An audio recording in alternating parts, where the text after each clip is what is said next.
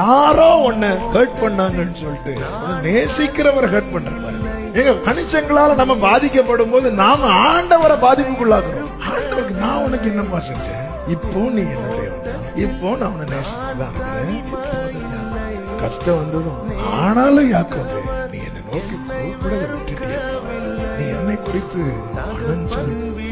அவருக்கு தெரியும் நான் நடக்கும் பாதை எப்படிப்பட்டது என்பது, நான் நடக்க போகும் பாதை எப்படிப்பட்டது என்பது அவருக்கு தெரியும். நீ தண்ணீரை கடக்கும் போது என்று சொல்லும் போது ஆண்டவரே தண்ணீர்களை கடக்க போறேன், இதை பார்க்காத, நான் உன்னோடு இருக்கிறேன் என்று சொன்னாரே, நான் உன் கூட இருக்கணும். நான் உனக்குன்னு போட்ட பாதையில தான் நீ நடக்கணும். நான் விரும்பி செல்லுகிற பாதையில் இயேசு என்னோடு வர மாட்டார், அவர் எனக்குன்னு போட்ட பாதை. இப்போ நான் எதை பார்க்கணும் தெரியுமா, எந்த பாதையில தண்ணீர் இருக்கு, எந்த பாதையில தண்ணீர் இல்லைன்னு பார்க்க கூடாது.